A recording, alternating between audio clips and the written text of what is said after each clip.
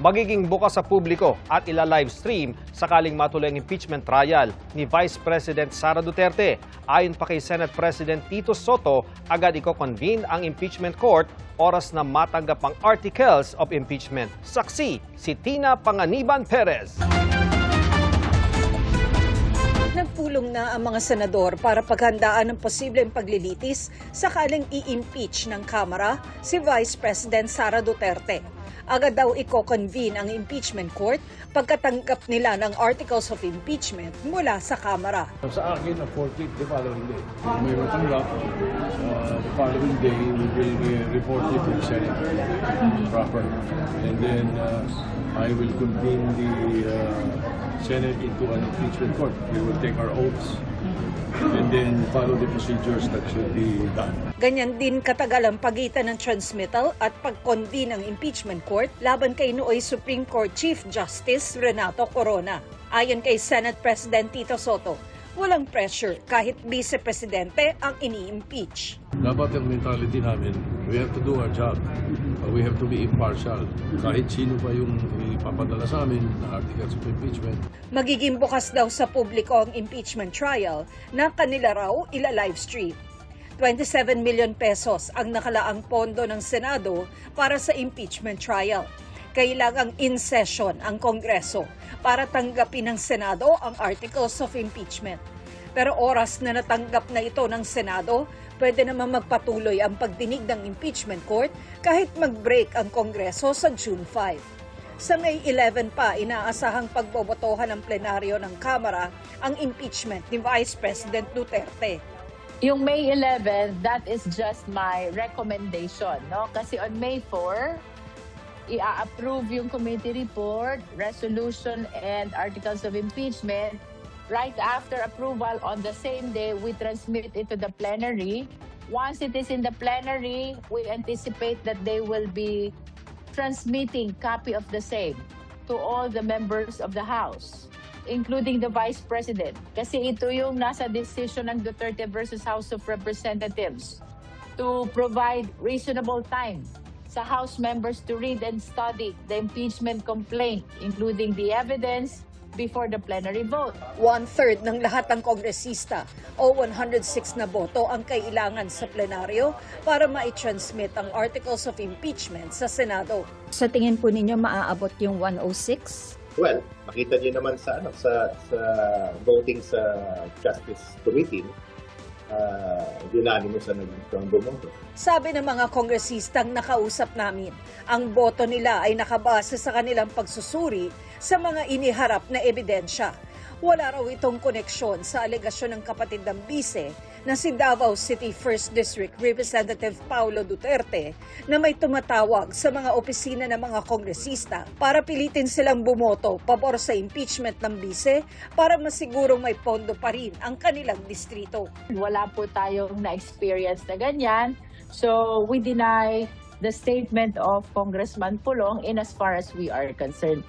Anticipated yan na they will be commenting a lot of negative things against this impeachment process. Kasama sa mga paghahanda ng Kamara sakaling aprubahan ng articles of impeachment ay ang eleksyon ng mga kongresistang tatayong impeachment prosecutors at ang posibleng pagkuha ng mga tutulong na pribadong abogado.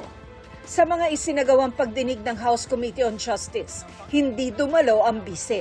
Ilang beses kang kwestiyon ng kampo ni Duterte ang prosesong ginawa ng komite. Pero sakaling umabot sa paglilitis sa Senado ang impeachment complaint, tiniyak ng defense team ng bise na dadalo siya roon kung kailangan. Yun naman pong sa Senado, definitely magpa-participate tayo doon, no?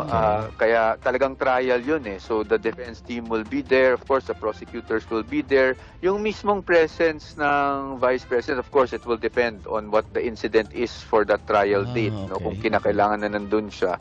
Pero maaari rin daw silang dumulog sa Korte Suprema kung may makita silang proseso sa Senado na hindi naaayon sa saligang batas. Kaugnay naman ang sinabi ng NBI na may ituturing na inciting to sedition at grave threat ang mga naging pahayag noon ng bise.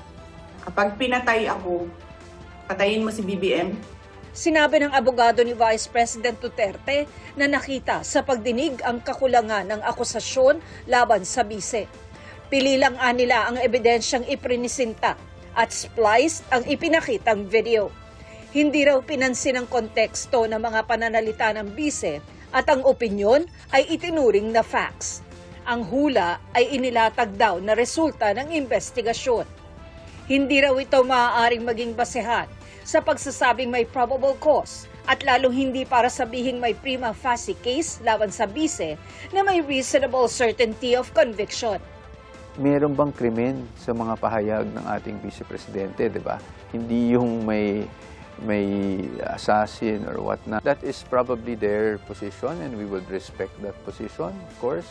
But we have a different view. An assassin is, allegedly identified at some point. We will confront that. But sa ngayon kasi, ano bang mas importante? Ang nalilihis kasi, ang importante is yung bang mismong pahayag ng Vice Presidente ay talaga bang criminal in nature at pwedeng aksyonan or maging impeachable offense.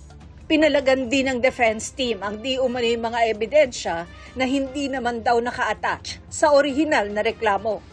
Dapat, pag nagdetermine ng probable cause, ini-evaluate yung mismong reklamo, yung impeachment complaints, at yung mga naka-attach na pieces of evidence dito. Pero kung susuriin natin itong mga impeachment complaints, wala naman pong naka-attach na mga pieces of evidence such as yung SALN, for example. That's why hindi natin alam kung ano naging basehan ng mga aligasyon na yon. May mga inilabas daw na ebidensya, pero hindi naman daw galing sa mga complainant, kundi sa komite. How do we expect the respondent to intelligently respond to all of these allegations kung after the fact na nag-file kami ng answer, tsaka sila biglang maghahanap ng mga ebidensya kuno? Sana present nila sa Justice Committee, no? Problem is, they're pronouncing this only to media, and we cannot appreciate those pronouncements if not made during the forum before the Justice Committee. Ayaw raw pangunahan ng defense team ng bise ang magiging resulta sa plenaryo ng Kamara. Pero umaasa silang may mga mambabatas na titingnang maigi ang committee report at ang mga constitutional issue na ni-raise ng kampo ng pangalawang Pangulo. Ako si Tina Panganiban Perez, ang inyong saksi.